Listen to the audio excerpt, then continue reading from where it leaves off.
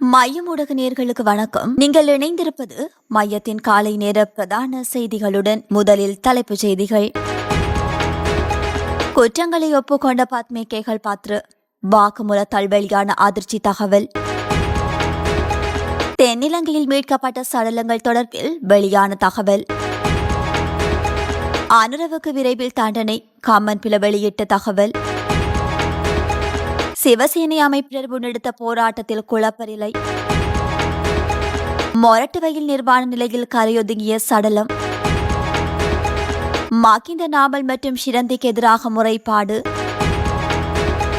ரஷ்ய பிரஜையின் பயிற்சியில் போதைப்பொருள் தயாரிப்பு தொழிற்சாலை முற்றுகை. 88-89 காலகட்ட விளையாட்டுகளை இப்போது விளையாட வேண்டாம், அரசுக்கு நாமல் கடும் எச்சரிக்கை. விமான நிலையங்கள் மீது சைபர் தாக்குதல், வெளியான தகவல். பிலிப்பைன்ஸில் புயல், 10,000 பேர் வெளியேற்றம் தொடர்பான விரிவான செய்திகள்.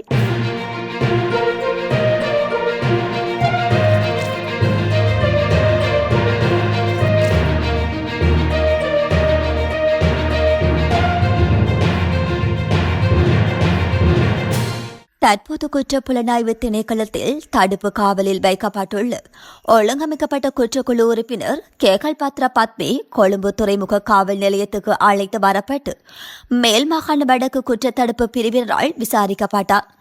அதன்படி கனேமுள்ள சஞ்சீவ மற்றும் கம்பஹா பாஸ்போட்டா ஆகியோரை கொலை செய்வதற்கு தாமே திட்டமிட்டதாக அவர் ஒப்புக்கொண்டார் என விசாரணை அதிகாரிகள் தெரிவித்துள்ளனர். அத்துடன் அதிகாரிகள் தெரிவிக்கையில் கம்பஹா ஒஸ்மன் மீதான கொலை முயற்சி தொடர்பாகவும் அதிகாரிகள் அவரிடம் விசாரித்துள்ளனர். அதன்போது கம்பஹா ஒஸ்மனை கொல்ல வேண்டிய அவசியம் தனக்கு இல்லை என்றும் தமிட்டா விஸ்க மற்றும் கமாண்டோ சலிந்தவின் வேண்டுகோளின் பேரில் அதற்கு ஒத்துழைப்பு வழங்கியதாக அவர் குறிப்பிட்டுள்ளார். அதே நேரம் கொக்கைன், ஹெரோயின், ஐஸ் குஸ் மற்றும் கேரள கஞ்சா உள்ளிட்ட நாட்டில் உள்ள அனைத்து போதைப் பொருட்களையும் தாம் விற்றதாகவும் அவர் ஒப்புக்கொண்டுள்ளார். இதனிடையே துப்பாக்கிகள் தொடர்பான விசாரணையின் போது இதுவரை தன்னிடம் இருந்த அனைத்து துப்பாக்கிகளையும் காவல்துறையினர் மீட்டுள்ளதாகவும் தன்னிடம் இன்னும் ஒரு துப்பாக்கி மட்டுமே மீதமாக இருப்பதாகவும் கேகல் பாத்ர பத்மே தெரிவித்துள்ளார். அந்த துப்பாக்கியை ஒப்படைக்க தயாராக இருப்பதாகவும் அவர் குறிப்பிட்டுள்ளார்.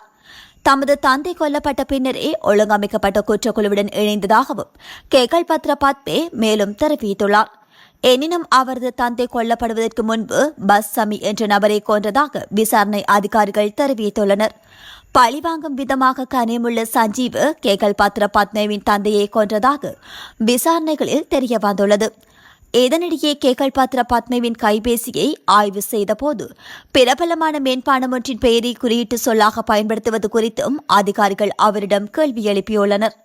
அதற்கு பதிலளித்த அவர் அந்த மென்பானத்தின் பெயரை கொக்கையின் போதைப் பொருளை அடையாளப்படுத்துவதற்கு பயன்படுத்தியதாக குறிப்பிட்டுள்ளார். அம்பாந்தோட்டை தங்காளி சீரி மோதிர பகுதியில் புனரமைப்பு பணிகள் நடைபெற்று வரும் ஒரு வீட்டில் கண்டெடுக்கப்பட்ட 2 ஆண் சடலங்கள் தொடர்பில் மேலும் பல தகவல்கள் வெளியாகியுள்ளன. தங்காளி போலீசாரினால் நேற்று காலை குறித்த சடலங்கள் கண்டுபிடிக்கப்பட்டுள்ளன. தங்காளி சீரி மோதிரவில் ஒரு பழைய வீட்டை வாங்கிய ஒருவர் அதைச் சுற்றி ஒரு மதிலை கட்டி பல நாட்களாக கட்டுமான பணிகளை மேற்கொண்டு வந்ததாக தெரிவிக்கப்படுகின்றது. அந்த வீட்டை புனரமைக்கும் பணிகளுக்கு 3 தொழிலாளர்கள் பணிக்கு அமர்த்தப்பட்டுள்ள நிலையில் நேற்றிரவு அவர்கள் மூவரும் இணைந்து வீட்டில் மது அருந்துவதாக போலீசார் தெரிவித்துள்ளனர். இந்த நிலையில் அவர்களில் ஒருவருக்கு திடீரென சுகவீனம் ஏற்பட்டுள்ளது. இதனை அடுத்து அவர் தமது பிள்ளைகளுக்கு அறிவித்ததாகவும் அவர்கள் வந்து அந்த நபரை தங்காளி ஆதார வைத்தியசாலையில் அனுமதித்ததாகவும் போலீசார் விசாரணையில் தெரிவிக்கப்படுகின்றது. எவ்வாறாயினும் வைத்தியசாலையில் அனுமதிக்கப்பட்ட நபர் சிகிச்சை பலனின்றி இன்று காலை உயிரிழந்ததாக தெரிவிக்கப்படுகின்றது. உயிரிழந்தவர் தங்காளி பகுதியைச் சேர்ந்த விதாரந்தன்யவைச் சேர்ந்து 50 வயதுடைய துசிதகுமார என தெரிவிக்கப்படுகின்றது. அவரின் மரணம் குறித்து அவரது பிள்ளைகள் தங்காளி போலீசில் வழங்கிய முறைப்பாட்டை அடுத்து போலீசார் இன்று கட்டுமான பணிகள் நடைபெற்ற வீட்டிற்குள் சென்றிருந்தனர். அந்த வீட்டின் ஒரு அறையில் மேலும் 2 சடலங்கள் இருந்தவை கண்டறியப்பட்டுள்ளது. உயிரிழந்தவர்கள் 21 மற்றும் 24 வயதுடையவர்கள் என தெரிவிக்கப்படுகின்றது. அவர்கள் அம்பலாந்தொடையில் உள்ள நோனகம பகுதியைச் சேர்ந்தவர்கள் ஆவார். உயிரிழந்தவர்களுக்கு அருகில் ஐஸ் ரக போதைப் பொருளும் கண்டுபிடிக்கப்பட்டதாக போலீசார் மேலும் தெரிவித்துள்ளனர்.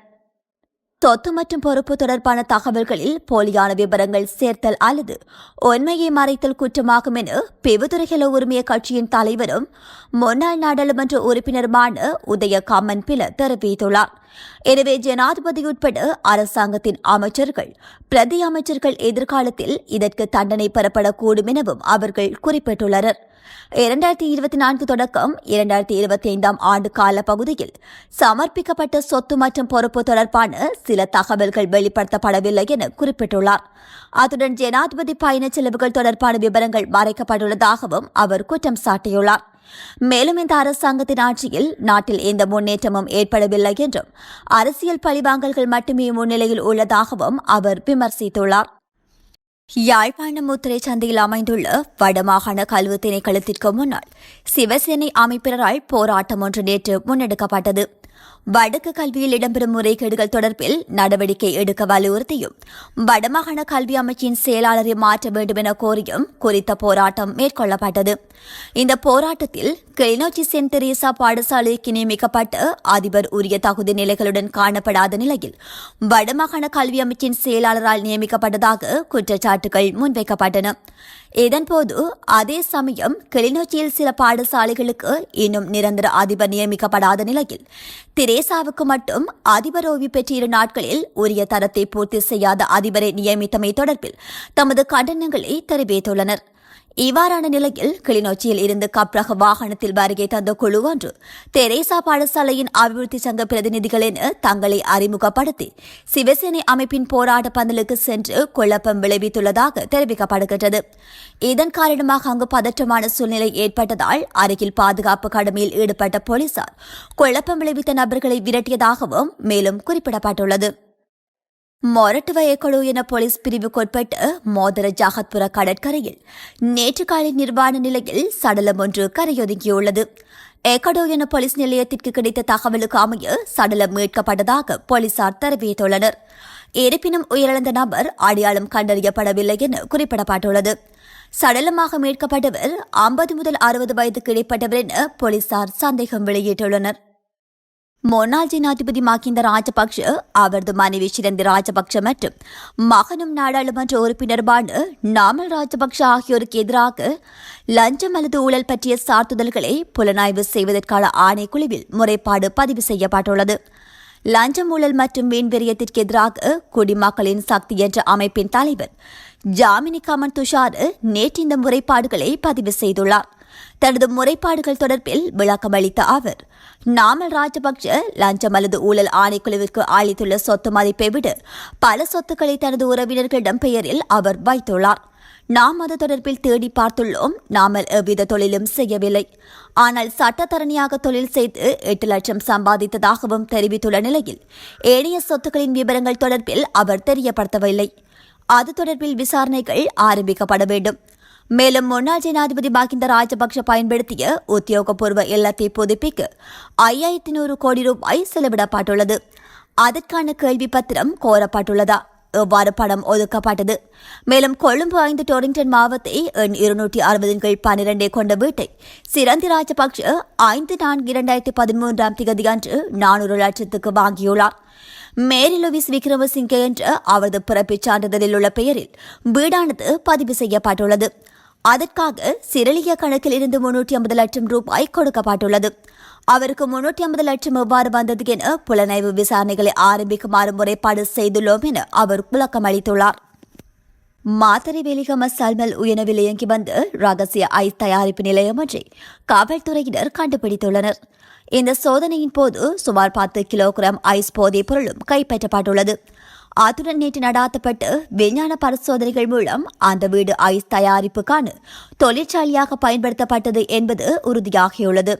குறித்த வீடானது நேற்றைய தினம் போதைப்பொருள் ரசாயனத்துடன் கைது செய்யப்பட்டு 18 வயது மால்டோவிய இளைஞனை விசாரித்ததில் கண்டறியப்பட்டுள்ளது. இதேவேளை இந்த வீட்டை சந்தேக நபரான வெளிநாட்டு இளைஞன் வாடகைக்கு எடுத்திருந்தமையும் மொனதாக உணவட்டுண்ண பகுதியில் வசித்திருந்ததாகவும் தெரியவந்துள்ளது. மேலும் தேவையான ரசாயனங்களை அவர் கொண்டு வந்து அங்கு ஐஸ் தயாரித்து வந்ததும் இந்த உற்பத்தியை ஒருங்கிணைத்தது ஒரு ரஷ்ய பிரஜை என்றும் அவர் குறித்த இளைஞனுக்கு பயிற்சி வழங்கியதும் கண்டறியப்பட்டுள்ளது. இவ்வாறானதொரு பின்னணியில் இவ்வாறு கிராமங்களில் சட்டவிரோதமாக கள்ளச்சாராயம் போல ஐஸ் தயாரிக்க தொடங்கினால் நமது நாட்டின் அடுத்த தலைமுறைக்கு எதிர்காலமே இருக்காது என தென் மாகாணத்திற்கு பொறுப்பாக உள்ள சிரேஷ்ட காவல்துறை அதிபர் தெரிவித்துள்ளார். அரசாங்கம் ஒரு வருடத்தை நிறைவு செய்திருந்தாலும் மக்களுக்கு அளித்த வாக்குறுதிகளை நிறைவேற்றவில்லை என்று நாடாளுமன்ற உறுப்பினர் நாமல் ராஜபக்ஷ தெரிவித்துள்ளார். ஊடகங்களுக்கு பேட்டியளித்த நாடாளுமன்ற உறுப்பினர் நாமல் ராஜபக்ஷ இதனை குறிப்பிட்டுள்ளார். ஒரு வருடத்திற்கு முன்பு அளித்த எந்த வாக்குறுதிகளையும் நிறைவேற்ற முடியாத அரசாங்கம் தான் சொன்ன பொய்களை இன்னும் சமூகமயமாக்க முயற்சிக்கின்றது.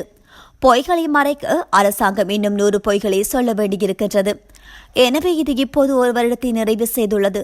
மக்களுக்கு அளித்த வாக்குறுதிகளை அரசாங்கம் நிறைவேற்றவில்லை. இருப்பினும் அரசாங்கம் செய்த நல்ல விடயங்கள் இப்போது முழு நாட்டிற்கும் உலகிற்கும் தெரியும். அதைத்தான் நாங்கள் அரசாங்கத்திடம் சொன்னோம். இறுதியில் குறை சொல்ல வேண்டியது நாங்கள் அல்ல. மின்சார சட்டம் எரிகிறது என்று ஜேவிபி கூறுகின்றது. அது எரியும் என்று அவர்கள் கூறினார். இப்போது அது எரியும் என்று சொன்னவர்கள் அந்த சட்டமூலத்தை எதிர்ப்பவர்கள் கொல்லப்படுவார்கள் என்று தெரிவிக்கிறார்கள். எனவே 88-89 காலகட்ட விளையாட்டுகளை விளையாட தயாராக வேண்டாம் என்று நாம் அவர்களிடம் சொல்ல வேண்டும்.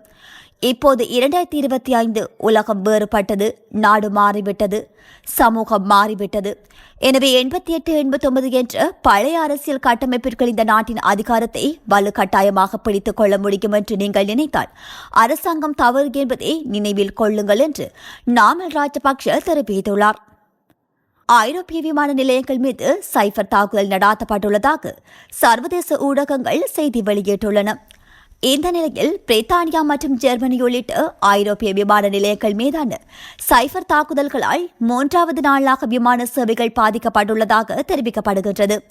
உலகம் முழுவதும் பல்வேறு விமான நிலையங்களில் செக் இன் மற்றும் போர்டிங் அமைப்புக்கான தொழில்நுட்ப சேவையை காலின்ஸ் ஏர்போர்ட்ஸ் என்ற நிறுவனம் வழங்கி வருகின்றது. இதனை குறிவைத்து சைபர் தாக்குதல் நடாத்தப்பட்டுள்ளது. பிரித்தானியா லண்டனில் உள்ள ஷீத்ரோ மற்றும் பெர்லினின் பிரலைஸ் உட்பட பல ஐரோப்பிய நாடுகளில் முக்கிய விமான நிலையங்கள் சைபர் தாக்குதலுக்கு உள்ளாகியுள்ளதாக தெரிவிக்கப்படுகின்றது.